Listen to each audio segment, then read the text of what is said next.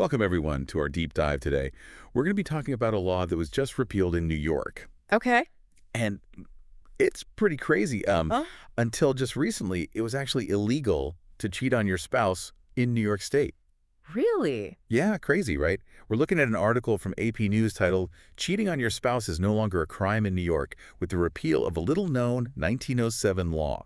Wow. It's like something out of a history book. Yeah, Um, Not something you'd expect in a place like New York, right? you would think. So, could you Definitely. break it down for us? Like, what did this law actually say? So this law, dating back to 1907, Wow. made adultery a crime, Okay. a misdemeanor, Uh-huh. and you could actually go to jail for it What? for up to 3 months. For cheating on your spouse? Yes. Wow. And the law defined adultery as having sexual intercourse with someone other than your spouse while you're married. It's wild that that was still on the books. I- Like, in a time when divorce is so common, why even have a law like that? Was it really about, like, punishing cheaters? Well, it's important to understand the context back then. Back in 1907, divorce was a really big deal, very taboo, and sometimes adultery was the only way that someone could get out of a marriage. So it was more about, like, a legal escape hatch for people Exactly. who were trapped in a bad marriage. Yeah, imagine being stuck in a marriage, and that's the only way you can get out. Yeah. You have to prove that they cheated on you. Crazy. Yeah. What I also found really interesting is that the law, even though it was on the books, it was rarely enforced. Yeah. The article mentions just a handful of people being charged with adultery Right. in the last several decades, Uh-huh. and very few convictions. There was even a case where Yeah. a woman was charged after being caught engaging in a sex act in a park, Oh, wow. and the charges were later dropped. I think it shows how much social norms have changed since then. Yeah. There was this law, but no one really wanted to enforce it. Yeah. Could you imagine being a prosecutor and having to prove adultery in court?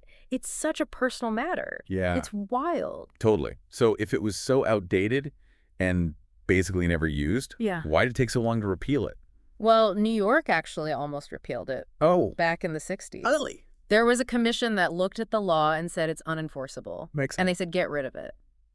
So what happened? Politics happened. Okay. One politician argued that if we repeal this law, Right. it's like we're saying as a state that we endorse adultery. Oh, wow. And that scared enough lawmakers into keeping the law. That's crazy. Yeah. So this outdated law stuck around for over half a century because of politics. Uh-huh. What a disconnect Yeah, between the law and reality. it really is. And it's funny because the adultery law was eventually repealed by Yeah. Governor Kathy Hochul, who's been happily married for 40 years. Yeah. Kind of ironic. Right.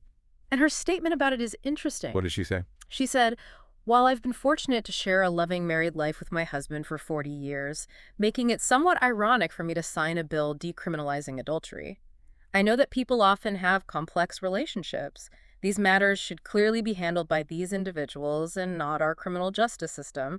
Let's take this silly, outdated statute off the books once and for all.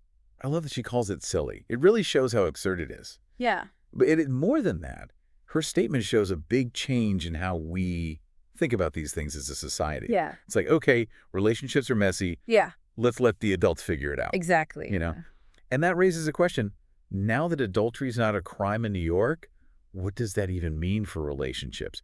And that's something that we're going to dive into right after a quick word from our sponsor. Don't go anywhere. So we're back and talking more about this repealed adultery law in New York.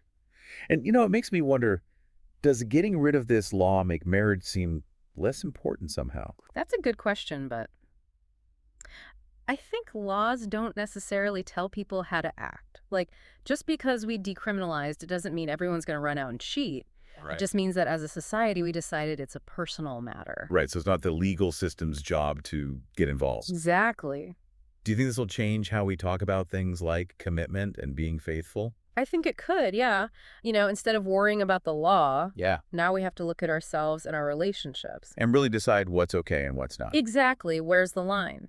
That's up to each couple to decide. Right. Because for so long, the law basically told us. Exactly. Black and white. Yeah, But relationships are way more complicated. for sure. They're never that simple. Right. Every relationship is different. Every couple has their own boundaries. So instead of this one legal definition of cheating, Uh-huh. it's more about what each couple decides for themselves. Right, and that just makes sense because relationships are always changing. Yeah, what worked for our parents might not work for us. Exactly. Things are so different now. And, this change makes us really think about the promises we make. If the law isn't going to punish people for cheating, Right. then we have to be responsible for ourselves. It's a big question to think about. It is. Makes me wonder, do you think other states will follow New York's lead? It's possible. Laws usually reflect what society believes. Yeah. So if people don't want the government involved in their relationships, maybe we'll see other states change their laws too. It's like a whole new way of thinking about relationships Yeah. and how we decide what's okay and what's not. Lots of big questions. Yeah, like some people might say, well, if cheating's not against the law, does that mean anything goes? Right, but it's important to remember just because something's legal doesn't make it right. So we're not saying that infidelity is okay. No, not at all. We're just saying it's not the government's problem. It's a personal issue. And to really understand all of this, we need to talk about trust and boundaries and what it means to commit to someone. Perfect. That sounds like a great topic for the last part of our deep dive. So stick with us. We'll be right back.